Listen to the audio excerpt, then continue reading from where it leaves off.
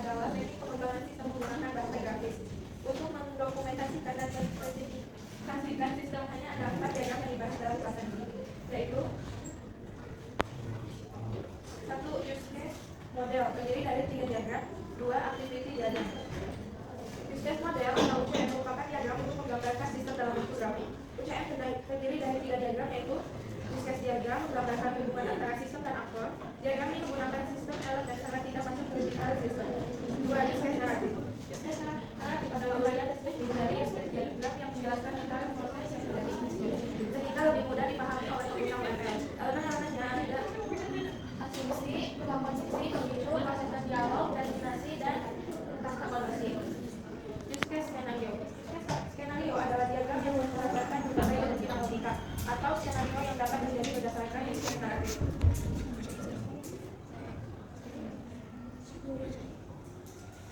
Iya, guru. Iya.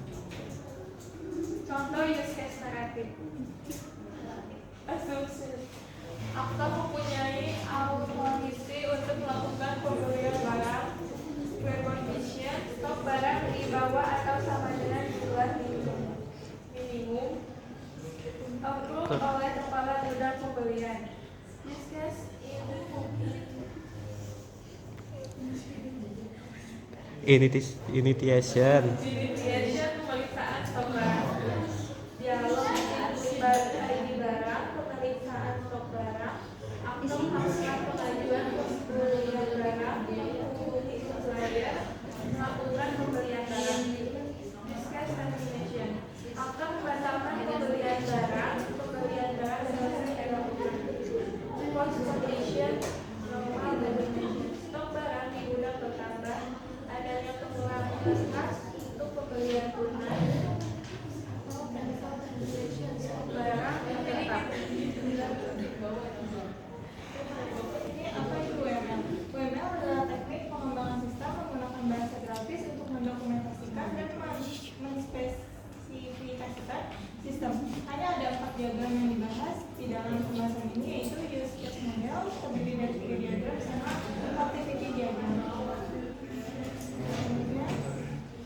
Nah, di sini ini tuh ada untuk diagram yang di 2.13. Di sini contoh elemen activities dan transition. Nah, di sini untuk activities itu elemen yang digunakan untuk menggambarkan aktivitas, dan sebaliknya satunya lagi itu yang transition, elemen yang digunakan untuk menggambarkan transisi dari elemen yang satu ke elemen lainnya.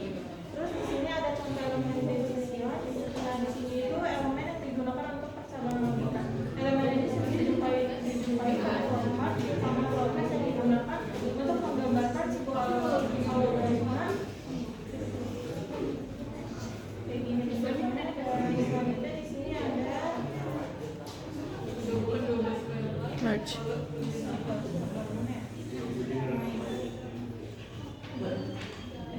Nah, untuk di sini poinnya itu elemen yang digunakan untuk menggabungkan percabangan. Proses elemen ini merupakan kebalikan dari elemen decision, yaitu digunakan untuk percabangan, sedangkan match point digunakan sebagai penggabungan dari percabangan. Kayak gini gambarnya, ya, dan contohnya di sini ada contoh rotasi match point. Ini di sini itu ada start point, yaitu elemen yang digunakan untuk memulai aktiviti diagram. Sementara itu end point yaitu elemen yang digunakan untuk mengakhiri aktiviti diagram.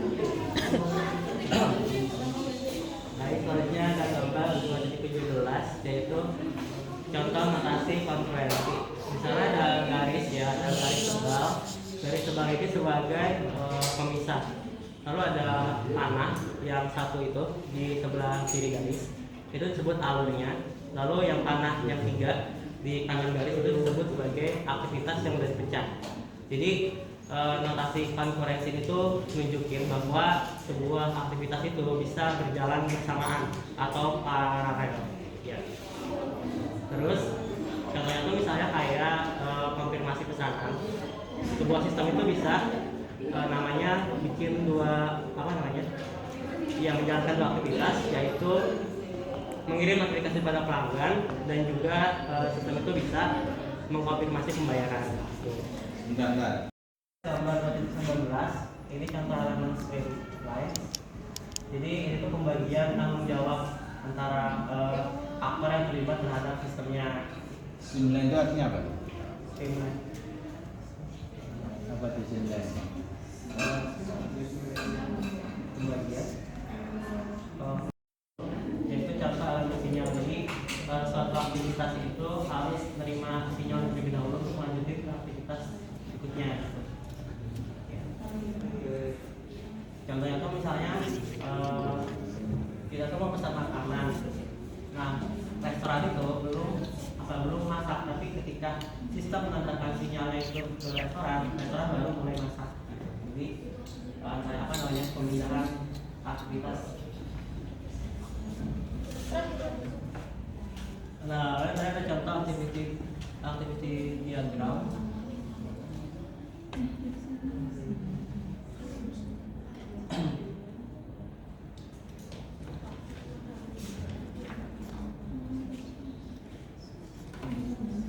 Barang, lalu ada cek ID barang. Kita kalau benar recek stok barang, lalu tampilkan stok barang. Tapi kalau salah itu tampilkan pesan error. Nah, kalau benar dia tampilkan stok barang, lalu jumlah barang di bawah ini berapa. Misalnya kalau yes, lakukan pengajuan pembelian, terus di approve pembelian, lalu habis itu menghubungi supplier sama PO. Habis itu